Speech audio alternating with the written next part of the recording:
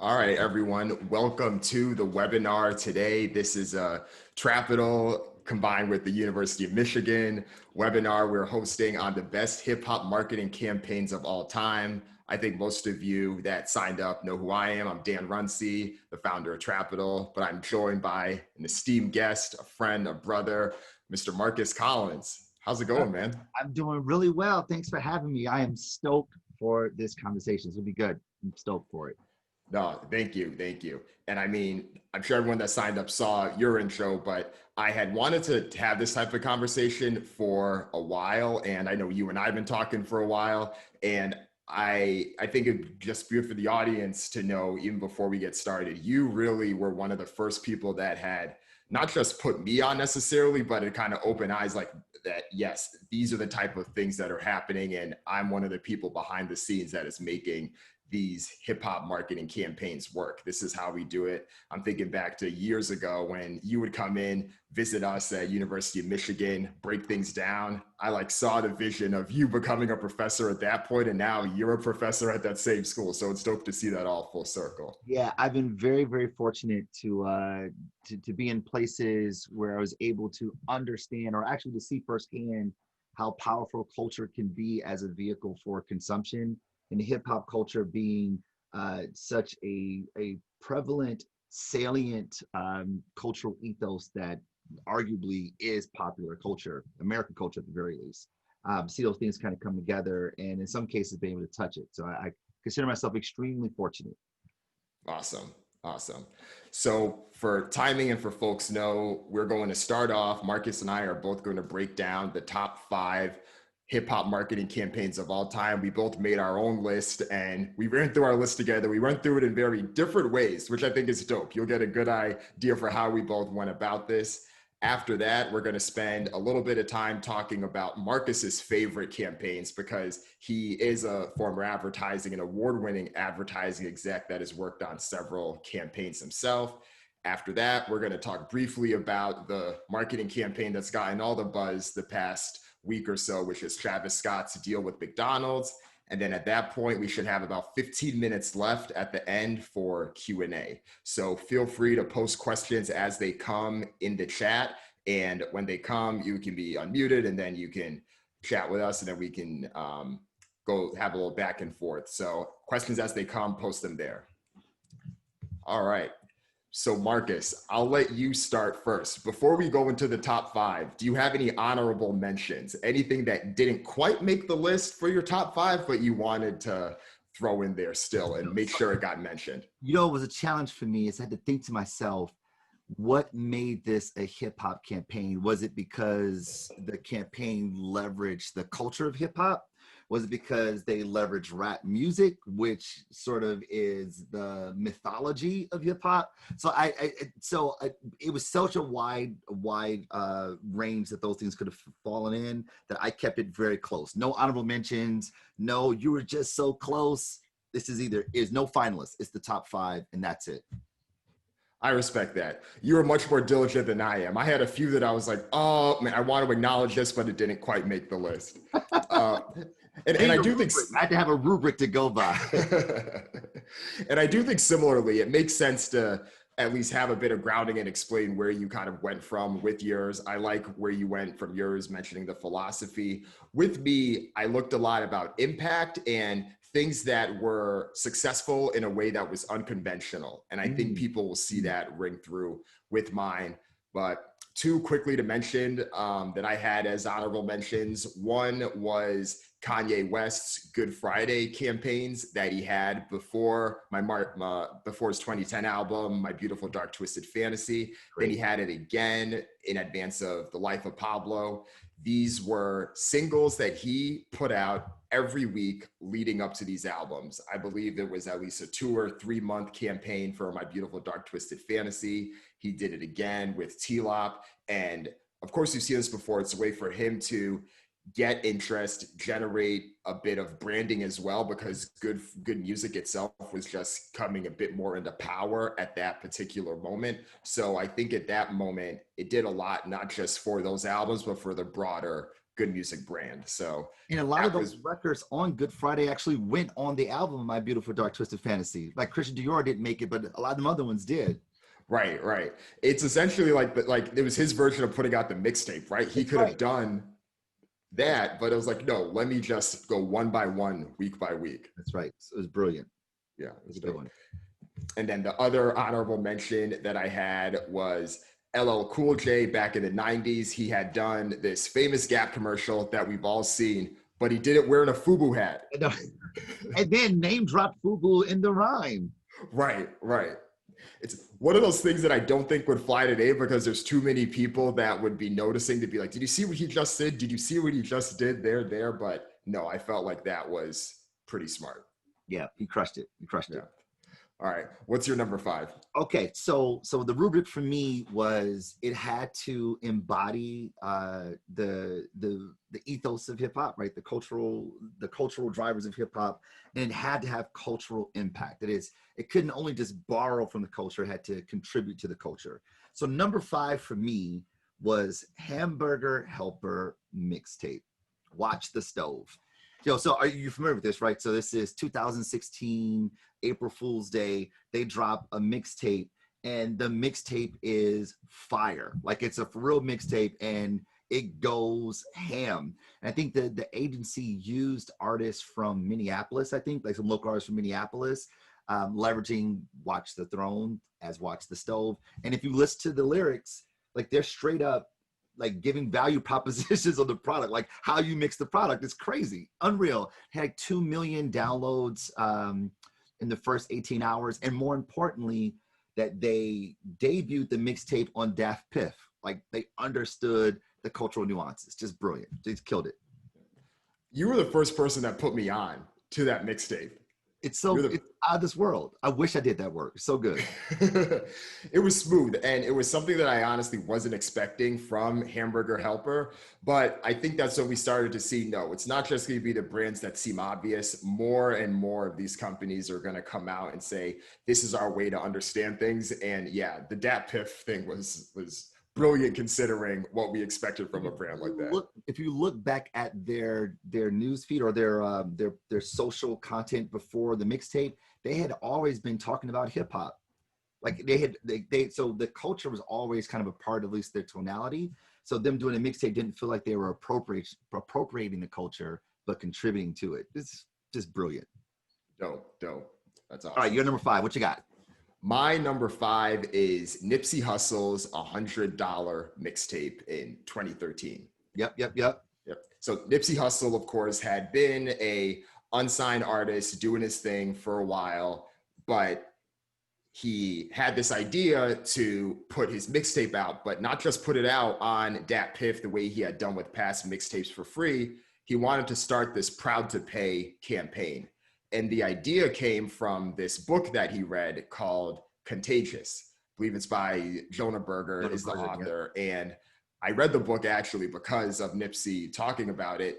In the second chapter of this book, he's telling the story about this restaurant in Philadelphia. Of course, Philadelphia, home to the Philly cheesesteak. Yep. This restaurant sells this Philly cheesesteak for $100.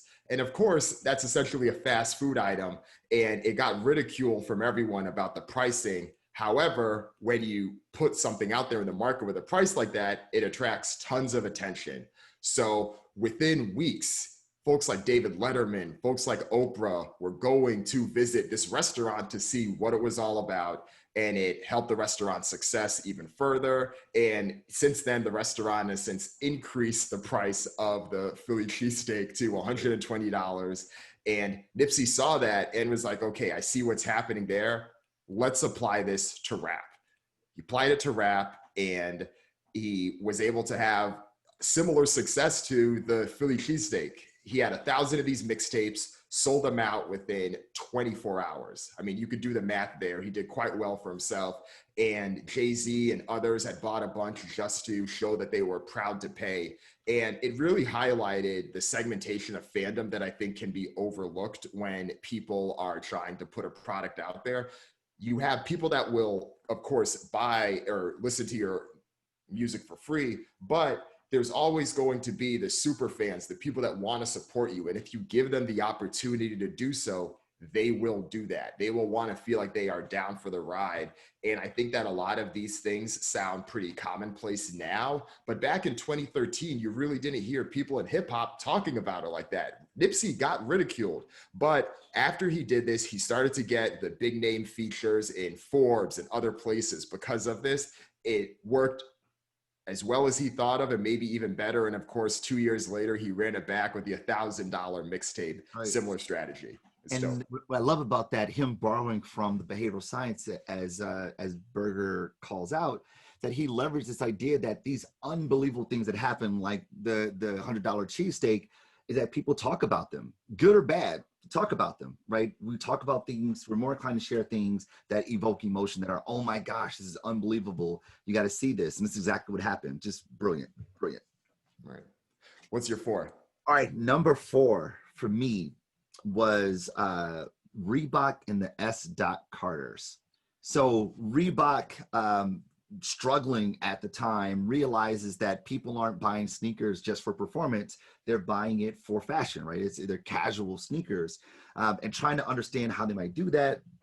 They partner with Stout in translation. I wasn't there at the time, but partner with Stout in translation. And the idea was, let's create a sneaker that was for the fashion. And we're going to totally divorce this from any athleticism.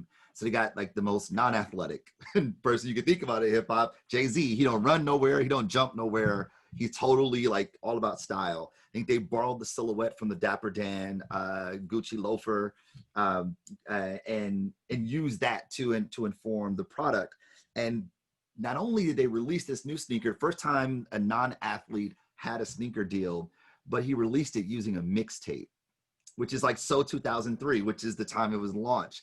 The S. Carters launched first, then you had the G Unit apparel launch afterwards, and you get the straight up, they released the whole promotion was done like an album release. It just killed it, just crushed it. I remember the commercial that 50 and Jay-Z had done at that time with Reebok. Yeah. Right. And that was the peak of Reebok in terms of hip hop. It was the whole RBK movement. As you mentioned, Steve Stout had worked on this. This was before you were there. Yeah. But in a lot of ways, this was one of the big campaigns for him, that he was already like a known name in the entity, but that was one of the first, like, translation is here and we're doing this. That's right.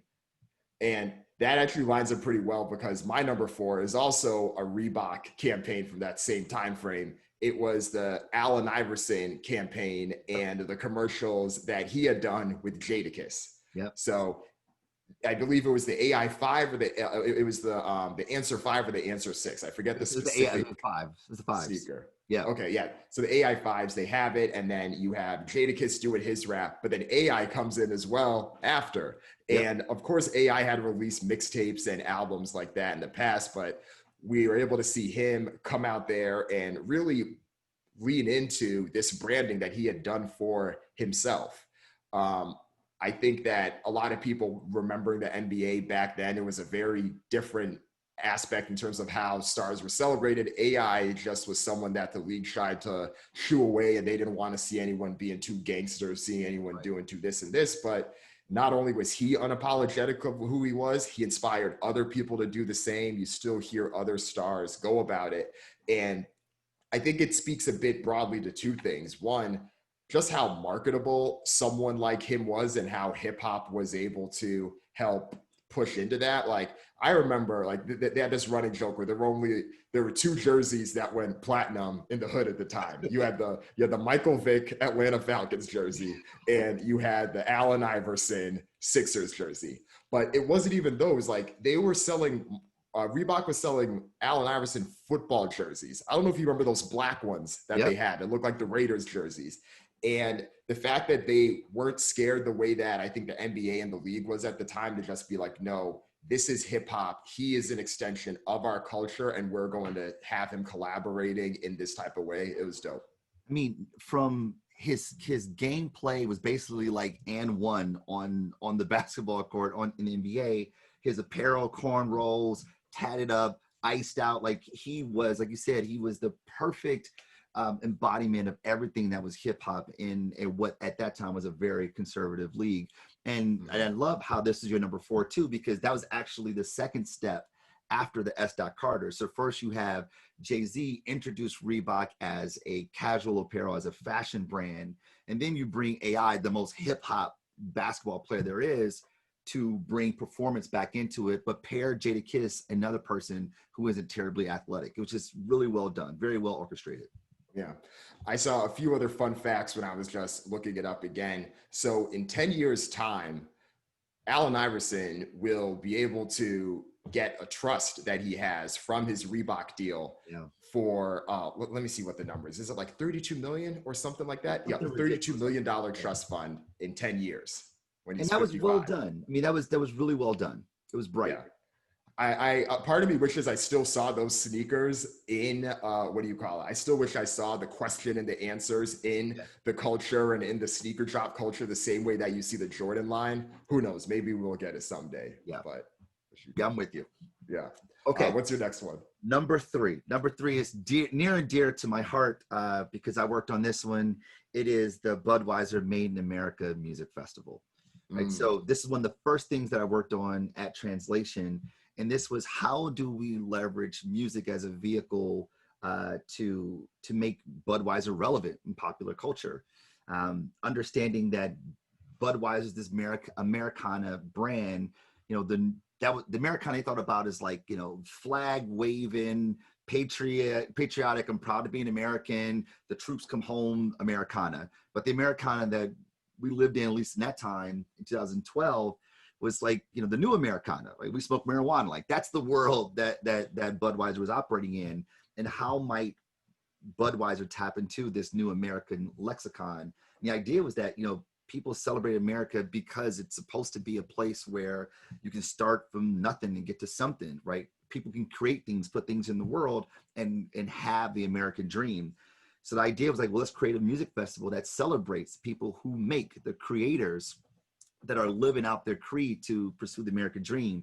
Partner with Jay-Z, who is the perfect manifestation of that, and launched a festival in 2012 in the Benjamin Franklin Parkway in Philadelphia, the most American city there is. 90,000 people over a weekend, and the festival would have been in this 9th iteration this summer if it weren't for COVID. And it has been counted among the Bonnaroos, the Lollapaloozas, the Coachellas of the world. Like, that's making an impact on culture in a real meaningful way. I was going to talk about this one later, but I'll talk about it now. This was my favorite campaign of the ones that you were involved in. And I think that the biggest reason why is because, as you mentioned, Budweiser just wasn't a brand that was synonymous with this. If anything, it was Bud Light that was always the one that was seen more trendy, a bit more edgy with the funny Super Bowl commercials, right? Yeah. But Budweiser was always the Clydesdales and these Murica, like driving a Ford F-150 through Idaho or something, right? Yeah. But no, I mean, it was dope to just see someone like Future singing March Madness at a festival like this. And you could just see how thoughtful everything was, from the location of it to how it was branded. I think that was dope. And what was really cool, on the end of the first night during Jay-Z's set, we got a video. He got a video. We didn't do it. He got a video from Barack Obama, who was like, yo, this is us. This is what America's all about. Like, he's the president, like a president, echoing, co-signing your campaign. That doesn't happen very often, which I thought was super, super, super cool. And then Ron Howard shot the documentary for it that debuted on Showtime, which is great. Right. It was definitely, as you mentioned, the Obama connection. It was one of those events that I feel really did signify the Obama era of things that we just saw in culture. Like, I don't think that you see a musical like Hamilton in a different presidential generation, in a different administration, right? I don't think you even see an album like Watch the Throne come out. There's we made it that hip hop was able to say and express in art, and Made in America was definitely one of those. Absolutely. All right, give us your number 3. What you got? Yeah, so my number three is one of the most famous head-to-head battles for two artists competing for the number one spot on the charts. This is 50 Cent versus Kanye West going head-to-head in Oh yeah. 2007. As many people know, 2007 was a bit of a turning point for hip hop. It was the last years that G Unit was really relevant, but Kanye West was really becoming Stadium Yay. That's Months right. before, the albums dropped on September 11th of that year, but months before, they both heard each other's albums. They got a sense for where they were at, and it was 50 that had the release date set first, but then Kanye was like, hey, I'm going to move my date up and let's make this a competition. And you know how they both are. Like, they just hyped it up to anything. Hip hop has never seen anything like this. They were on all of these shows talking about it. And it went to another level when 50, of course, put the ultimatum out there, which didn't come through, but he put the ultimatum out there to say, if Kanye sells more than me, I will retire. Exactly. Yeah. So with that, they both go head to head. And of course, Graduation won. It almost sold 1 million albums that first week. And I think Curtis sold just under 700,000. This is domestically within the US. And it signified a few things. One, this was really one of the last years that album sales were one of the key ways that the industry was celebrating what was happening in hip hop. Like, I feel like the Carter 3, which was a year later, was really the last time I felt like a big album that had came out, at least from hip hop, Yeah. really like stayed strong in that type of way. But it was also, as I mentioned earlier, a turning point for hip hop. We were moving away from a lot of the America's favorite gangster persona that 50 Cent had thrived, that he had carried on from DMX, that DMX had carried on from Tupac, and just how that was so strong in the 90s. And Kanye really coming a bit more into his own as the backpack rapper that then becomes the A-lister, and how we just saw people like your Kid Cudis, your Lupe Fiascos, and Drake and all these other artists that followed in his same influence. So But I it think was it's also pretty interesting there is that, so this is 2007. At the time, the medium by which we were consuming music or hearing about music was still MySpace and Facebook. There was no Twitter or Instagram. So those things didn't exist at all.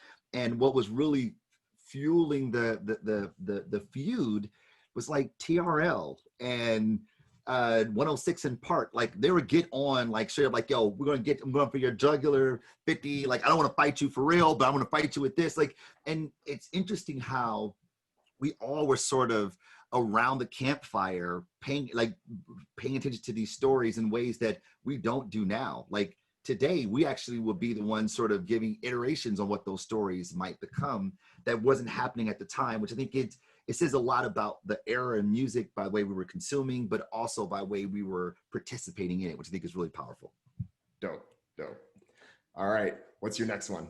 Number 2. So this is one of the campaigns that like I wish I would have done. It's Beats by Dre, Straight Outta Compton. What was done here is just unbelievable. So obviously Dr. Dre, one of the co-founders, owners at the time of Beats by Dre, his biopic Straight Out of is being released. So how do you put those together? Pulling from what we know of the ethos of Straight Out of is that we're all straight out of somewhere. So with that in mind, it becomes this sort of democratized platform for people to participate in this launch. So the guys Beats by Dre, Jason White, really, really good dude. So they orchestrate this like, hey, there's an event happening in Hollywood or something like that. And he's like, hey, we're gonna get this really, really famous photographer to take your picture for free. People are like, oh, I know that photographer. I'll come in, all these celebrities come in, take a picture. So he has all of these people taking a photo, and he creates this Straight Out of meme using where they're from, and then puts the code up so that anybody can tell where they're straight out of. And it becomes this massively powerful storytelling mechanism with so many derivative works, and that everyone was saying where they're straight out of. And I think it was the first time, at least 2015, it was the first time that the same trending topic on Facebook, Instagram, and Twitter was the exact same thing. It's never happened before, especially in marketing. It's just unreal. I think that was one of the best launches and campaigns that was associated with a movie in a while. It was interactive, it was memorable, and I felt like everyone had it on their Instagram. Everyone was repping wherever they're from. And even walking around San Francisco, I still see people with the t-shirts that say straight out of San Francisco. I still see it at least once a month. Right. It was strong. It was dope. I think a lot of things from that movie and the way that it was marketed was brilliant. And yeah, I could definitely see you having been involved with something like that. It was just really smart. Man, I wish I would have done that. Like there's what I loved about it is that it wasn't just like hip hop culture. It started to resonate into the popular zeitgeist. For instance, when the White House did the sanctions on Iran, they said Iran's gonna be straight out of uranium. Like it's like using the meme, which we know hip hop to become. It becomes the lexicon of how this country engages in the popular zeitgeist. Hip hop is American culture, and to see a campaign for a movie about something that was back in the 80s that were shunned and thought of like, oh, this is so not like American values, to become the #1 movie in the country for like months over the summer. You don't usually see a biopic. Like, summers are usually for action movies. Here's this biopic drama, comedy, action sort of hybrid sort of thing become the talk of the town from the president on down. The movie was on last night and I had turned it on because anytime that movie's on, I have to turn it on to see if we're going to get to the scene when they're in Detroit. Yeah. I will watch that scene every time. The lead up to it, everything. They just did such a good job. I believe it was F. Gary Gray that had directed the movie. Just did such a good job highlighting the tension and everything. Oh, it's so good. It's really well done. It was really well done. So that's my #2. How about yours? #2, what you got? My #2 is also a Beats by Dre one. It is the ambush marketing campaign that Beats did for the 2012 London Olympics. This was one of the more Olympics. yeah. This is one of the more brilliant campaigns that I've seen in a while. What I really loved about it was the fact that the Olympics and the IOC is so tight on sponsorship because companies pay a ton of money for it. I believe Panasonic was one of the official partners, and they paid 64 million pounds to be one of the key sponsors. And of course, everyone in the world is watching this, right? Yeah. So what does Beats do? Beats says, no, we're not going to pay for one of those sponsorships. We're going to set up a little kiosk in London, and we're just going to give out headphones to the athletes. And we're going to make sure that a few key athletes get them. So we're going to make sure that Michael Phelps gets them. We're going to make sure other people get them. And not only did it become the talk of any sponsor that was getting it, the fact that they had not necessarily skirted the rules because they didn't necessarily do anything wrong. They just went about it, reading the lines and went about it their way.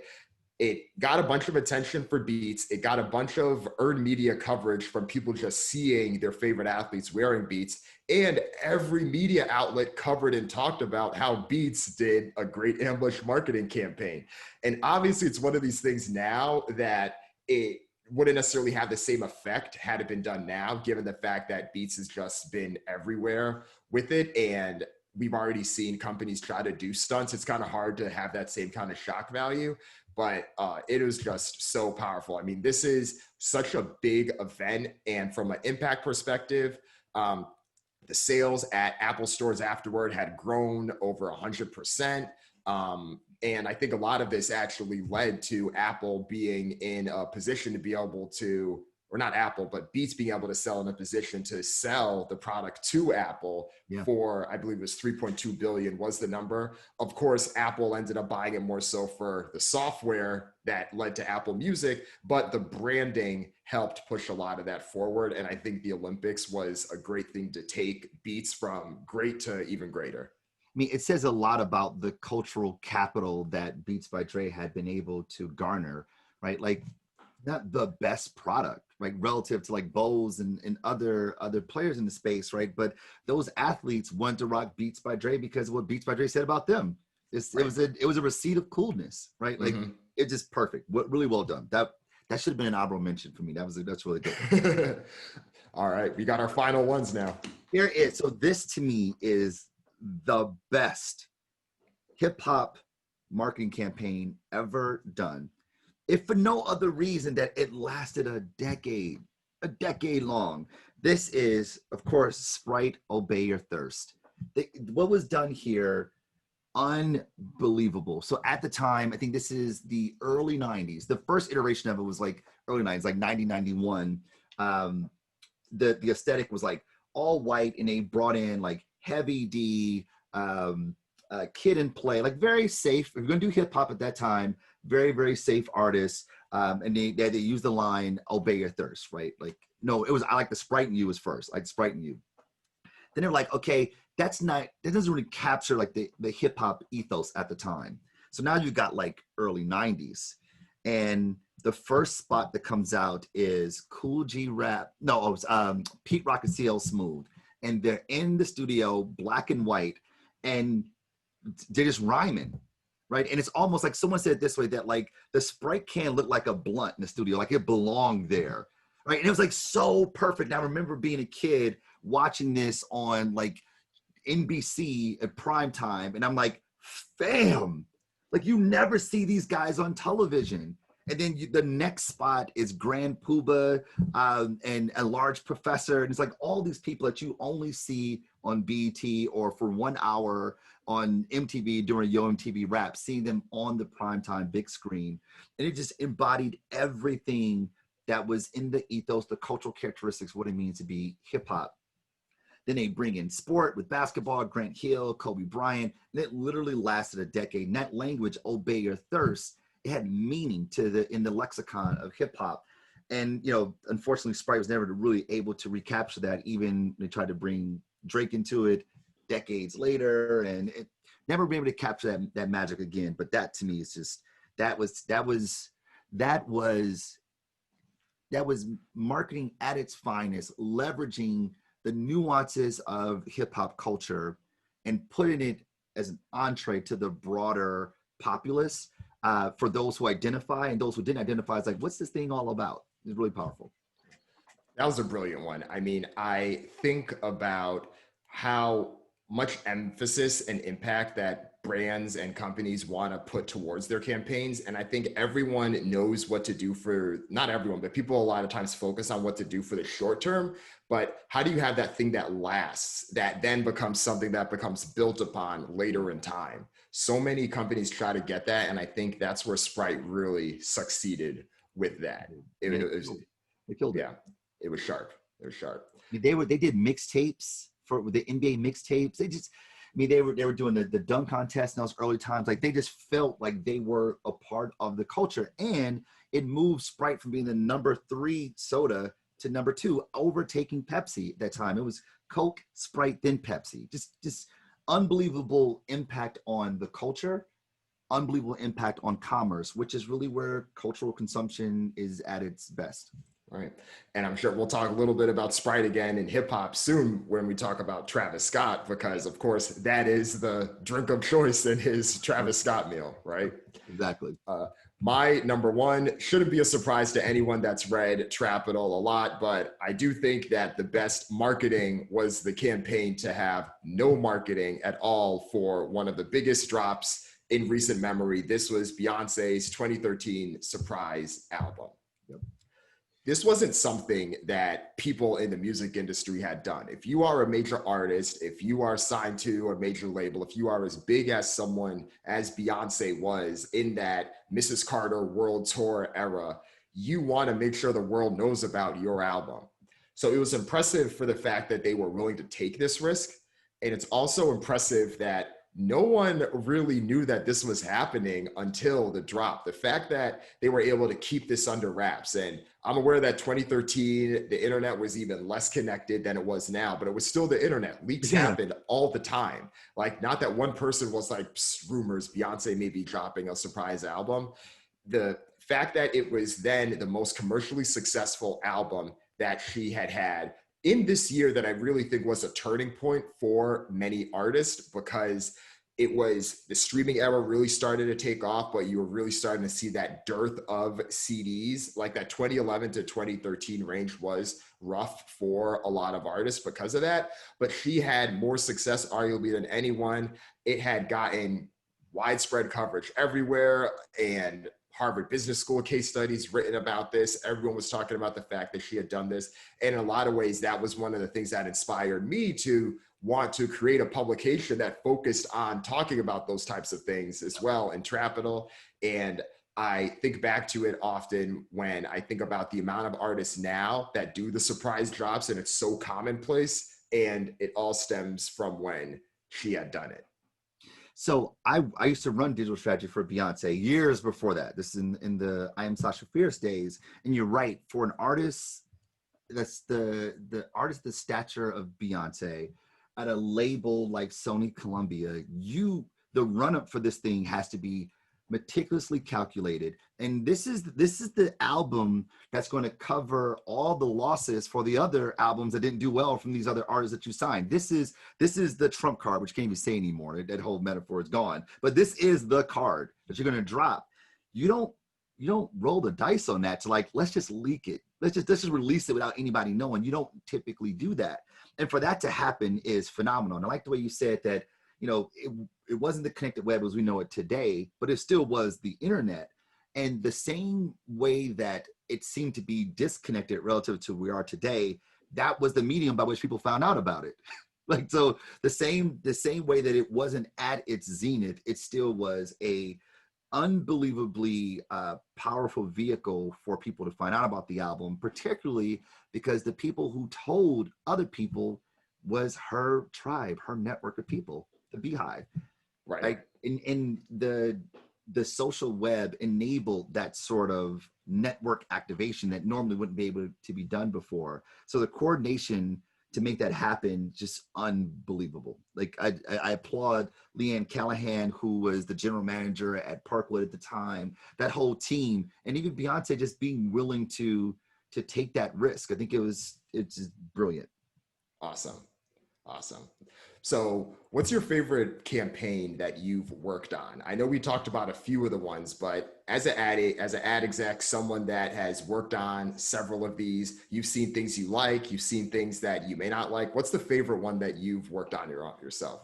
So it's all, I always go back and forth in these two, or these three, because oftentimes I'm like, well, Made in America is one of my favorites, but I really love the Brooklyn Nets. I really do, particularly because there's a lot of adversity, and adversity at that time was totally justifiable. Like, we were bringing in a team, we're going to disrupt a very historic area in Brooklyn.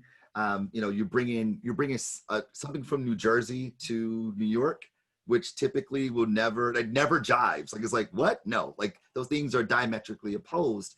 And the way we did it is, instead of focusing on the value propositions like a lot of marketers are trained to do, we decided to focus on the people. And what do we know about the people of Brooklyn?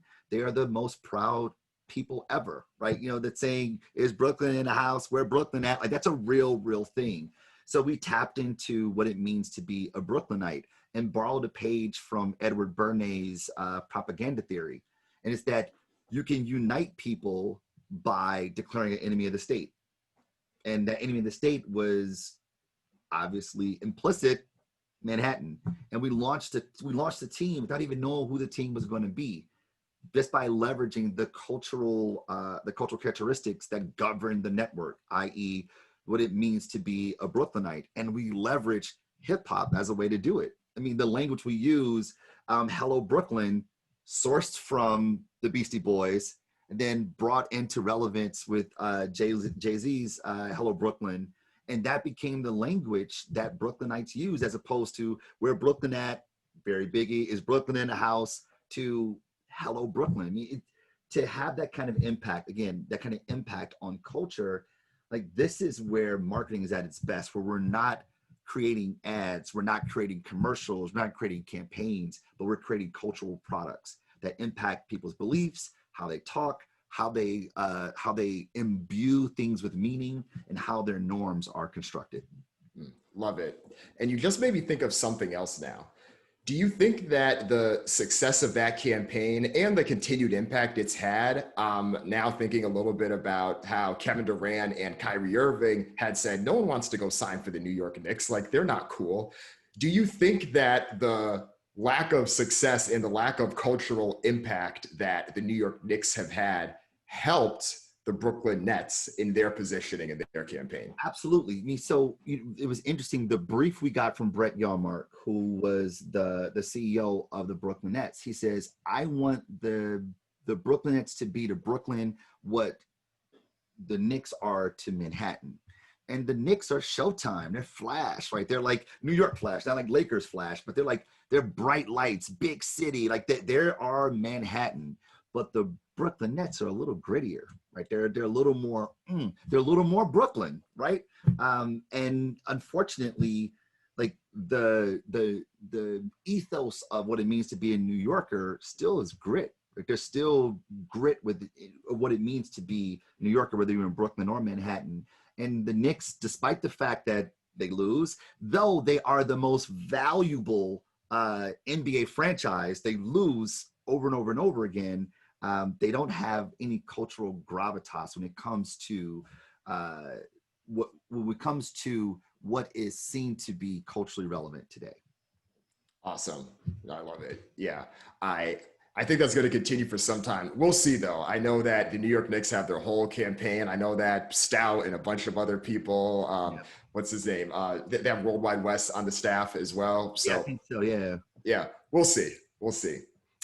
Let's talk about Travis Scott quickly, and then let's go to then let's open it up to questions. What was your take on Travis Scott's partnership and collab with McDonald's? So I think what McDonald's did was unbelievably smart and forward-looking. So if you remember, they did the Super Bowl spot where they showed all these famous people, their order, right? Whether you're Kim, Kanye, to like fictitious people, like this is what they order. So they're basically saying people like you eat McDonald's, right? People who you think are way over, too snooty for McDonald's, this is actually what they order, right? So like bringing it down to sort of human level, which was a wise thing to do. Making it more legitimized, right? This is acceptable. But then to take someone like Travis Scott, who seems to be on the fringe, we think about the broader cultural zeitgeist, but very much a driver in hip hop culture, which we know is the tip of the spear when it comes to what will ultimately be popular. To take someone like him to say, hey, not only do regular people and celebrities eat McDonald's, but this guy who you know is like the quintessential cool does as well. And here's his order, and now you can have it. Now, if I'm Sprite, because you mentioned Sprite earlier, but if I'm McDonald's, like I'm running that gameplay from here on out. Like every quarter is going to be now whoever's meal. Like that's the way to go. And it feels like that's actually what I see that and actually believe that that's what Travis Scott eats when he goes to McDonald's. I actually believe that he probably eats at McDonald's regularly too. I do too. Like there was a bit of authenticity that you could see. I'm like, yes, all brands should be believable when they're doing partnerships. But like I saw that, I was like, yeah. But there was like I think also was the simplicity of just marketing what was already there, right? Yes. I think that in recent years, the Popeyes chicken sandwich has gotten a bunch of, acclaim, but that was semi-understandable because it was a new item, right? Yep. A new item that wasn't on the menu before and people went crazy for it. Anyone could have went to McDonald's and gotten a quarter pounder with bacon and dipped their fries in barbecue sauce. Anyone could do that. But people already do that. Right. But like you have this brand, you have this impact on it, which I think was powerful. One thing that I saw someone bring up yesterday that I guess I didn't necessarily think about, but this could be a factor as well. So the price of the Travis Scott meal is $6. Yeah. And I haven't been to McDonald's recently, but I think that's much cheaper than a lot of the other value meals that are on the menu. So was there a pricing strategy that was focused here to say, we want the Travis Scott meal to be the most affordable option than, let's say, a traditional quarter pounder with cheese value meal or something like that. I would need to look into it to get a bit more context to be able to verify, but I did see someone mention that and I've been thinking about that since. Yeah, so McDonald's typically does price promotions when they do some feature on a product. I worked at McDonald's for like 6 years as one of my clients. So whenever they do any kind of product highlight, even if it's a product that already exists, they usually do some type of price promotion with it. So I wouldn't be surprised that'd be the case.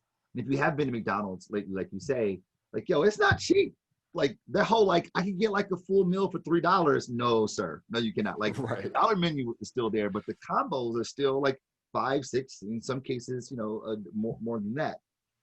What I thought was interesting is that it was a round number, $6, which makes it very easy to communicate. $6 meal as opposed to, no, it's $5.99 or $5.49 or whatever the case may be. So I thought that was really wise. But again, to authenticity, like it feels like that is that dude's meal. Like I believe that, right? There's this believability to it, not unlike, when LeBron James was the endorser for Kia, you're like, son, you are not driving. Come on, LeBron. Like, I am not buying that at all. But I believe when Travis Scott is on the road, like that is what he gets. And it is just really well done. And it wasn't like super over branded or like, it didn't feel nasty. It just felt like almost a statement of fact. It felt like the campaign felt like a declaration more than like here's this fancy dancy thing we're doing. Here's a new product. Right, the sizzling Travis Scott. We don't even call it Travis, we call it the Cactus Jack. Like just really smart, really well done. Awesome. So we have about 12 minutes left or so. Let's open it up to questions.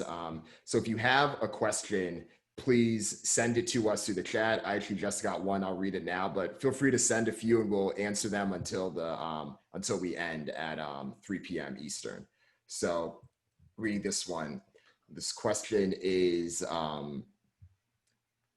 artists seemingly promoting themselves and their products on social media, for example, Tekashi 6ix9ine, does that significantly change the equation for how companies traditionally partner with artists and their brands?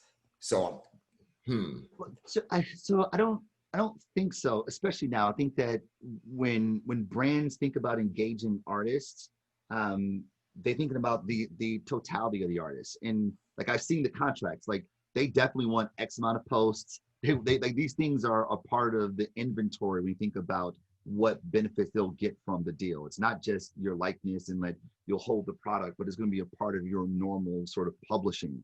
And in some cases, that's like the best outlet, right? Like, there's not a lot of new television being shot right now, so that's not even an option. In a lot of cases, the Travis Scott is a great example. Like, there's no ad for that. There's no like television spot to promote that. They started with like some tweets and some Instagram posts, right? So those things are just this is a part of the tapestry of media that marketers want to take advantage of to get their messages to the right people in the right contextual matter. Right. Yeah. I think if anything, it could be done to amplify, not necessarily something to take away. Like if there is a way to have everything integrated in a way that makes sense. And I think the power of social media offers that. Of course, I think I understand where the question is coming from in terms of someone like Tekashi 6ix9ine. It's his fans, but he still has the record for the most amount of people that tuned in for an Instagram live stream. Like we may want to think it's one of the versus battles or Brandy versus Monica, which did well, but no, it's Tekashi 6ix9ine's first one when he came out of prison a couple months ago. So I do get that, but I think if anything, it can amplify, not replace. Yeah. Okay, next question here. What's our take on how the hip hop museum in the Bronx will work with brands? And I guess more broadly, let's just extend that a bit, how museums in general can work with brands. And I guess I could take that first because last year I had went to the Trap Museum in Atlanta that T.I. had put on. How was it? It was cool. It was cool. So the way they set it up, it was definitely more, I guess museum's a strong word. It was always a bit more of like an interactive activation, if you will, because it wasn't necessarily like you were just standing around. Like you could engage with what's happening. You could go in separate listening rooms. And a lot of it was Instagrammable, which I know is definitely a theme with modern museums. But I do think that there is an opportunity for brands to be able to have partnerships in areas like that. Cause I'm seeing something like that. I see hundreds of people lined up outside on a weekend day to come in. And a lot of them do want to take their picture in front of that 2 Chainz car that he had, that pink one that was on the cover of, what's the name of that album? Like Pretty Girls Like Trap Music. Yeah, Yeah, exactly. that's the name of the album. Yeah. So how could a brand have their version of that? You don't just want to like put like a Burger King logo on something and make it look tacky, but what are the iconic things that brands have been involved with? I would need to think of some, but I think there's an opportunity there. So, I mean, this is actually ties into how we started the dialogue. I mean, we named 10 unique marketing campaigns that had an impact on hip hop culture because they were informed by hip hop culture. I mean, hip hop is a very consumption positive culture of consumption, like a collective of people, right? The brands that we adorn ourselves with say something about how we see the world and our status within society. Like what's the Biggie line? Things have changed. Went from being a common thief to living like the luxury with like Robin Leach, right? Consumption is a part of what we do. I spent $400 on this just to be like, you ain't up on this, right? Like this is a part of the culture. So there's so many organic and authentic ways that brands could be a part of a curation of hip hop culture by way of a museum that don't feel icky. It feels more like they belong here, like Sprite in the studio. Right, right. So this is a question. This is another one I think will be a good one for you to take. I have thoughts on it, but I think you'll be a better one to answer it. And I'm sorry, I should have said the people that have asked the questions. My fault. I'll do that now. This is from Philip Perkovic. He says, why do you think brands are always one step behind when it comes to working with hip hop culture? Because they don't understand the culture. I mean, that's just like, this is the thing. Like culture is one of those things that we talk about often, but we seldom truly understand. And the thing about culture is that culture is unbelievably nuanced, right? They are the system, the system of beliefs, norms, rituals, and artifacts that govern how people behave. And the way to understand the culture is to get really, really, really, really, really, really close to the culture. A lot of the people who make decisions for brands, even on the agency side, as well as the brand marketers, like they don't understand the culture. They don't understand the nuances, the things that you'll see and say, ugh, what are you doing? And see something else and be like, yo, that was done so perfectly well, right? Like, not to throw shade, but I think about the Cheerios and Nelly ad where the bunny is like talking, must be the honey. Must be the honey. And I was like, yo, what are you, like Nelly just got a check. Like that's basically what that was. It felt so divorced from culture, even though you had an artist that was seemingly relevant at the time, right? A song that was very, very popular in the hip hop culture and culture in general, but yet all the nuances were wrong. Why? Because they don't understand it. And this is what happens all the time. They're a step behind because they're not a step in. Right. Well said. And someone else that asked a similar question to that, they want to know what's the most atrocious marketing campaign that missed the mark. You didn't say that that was atrocious, but Nelly Must Be the Honey was definitely one of the ones that had a lot left desired. It was horrible, man. When he was like, at the end of it, he was like, must be the honey. I was like, what? Oh, no, but he would auto-tune his voice. Say, let me, B got swag. I was like, what is going on here? It's almost like a parody of itself. It was so bad. Yeah. I do think that, I mean, I definitely was someone that was, Team Nelly, especially when he first came out, but I do feel like that is a theme for his career in general. I feel like after that Suit Sweat double album, things just went to a full commercial. I don't even care about trying to make, the music that you all used to love anymore. You know what's so interesting though, like considering how close brands are with hip hop and like, to have an endorsement actually means that you're like really crushing it.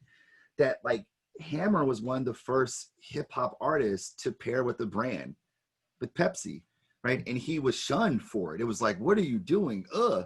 Because it didn't feel like hip hop. Like Hammer had like a big stage show. Like his stage show was like Michael Jackson, right? Like 50 people on stage with him, fireworks, pyrotechnics, right? And in the 90s, that wasn't hip hop, right? But then you fast forward again, 3-4 years later, and the Sprite connection with hip hop just felt real. It's the nuances that make all the difference. Right, right. Oh, this is a good question. Herbert Mota, Colin from Brazil says, are you guys familiar with hip hop culture outside of America? Do you think that another country could achieve a good business and brand partnerships in the same type of way? Yes. So I actually study, like my field of study is I study cultures of consumption and how things spread. So I study social contagion within these cultures of consumption. And my doctoral research is on hip hop culture, how brands and branded products spread within these collectives. And I look at them not here just in the States, but also in different countries. And the thing about hip hop is it is the language for the marginalized, right? Which is why you see hip hop spread across the globe the way it does. Now, the only difference is that though the ethos is the same, right? We believe in the same sort of cultural drivers.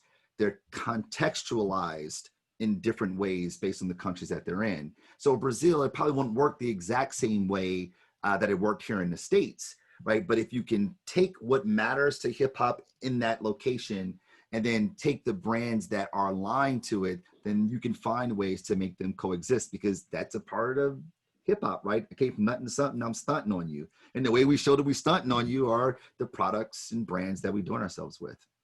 Right. Agreed. I think that what we've seen across different countries, that hip hop really has become the language that a lot of people use to speak out and bring a voice that they may not have to other issues. I look at what certain hip hop artists have said. They've been censored for things they've said in the Middle East. They've been censored for things they've said, artists in Asia. And this is something that US artists, several of them still deal with this, but was much more prevalent in the NWA Public Enemy days. So when you have that, you can see that evolution happening. Yeah. For sure. Yeah. You know, and I got to credit, I know you guys had Stout on here earlier in the season. Like I got to credit Stout, like, you know, Stout really, so I worked with Stout for 4 years and he was very critical and impactful in me kind of seeing the world of branding and hip hop culture in a way that can be communicated to clients so that they can understand it, but also to bring it to the masses as well. I saw someone posted about Tanning of America. I helped launch that book with him. And it's sort of the Bible of kind of how these things work. Well said.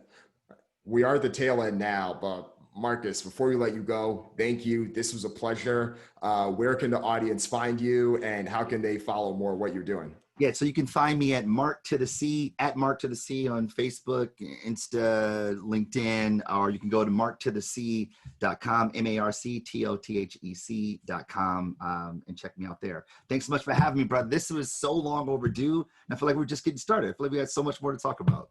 I know, right? We'll get something soon. We'll definitely make this. This will not be the last. Indeed. Thank you, brother. And thanks to everyone for joining. Much appreciated.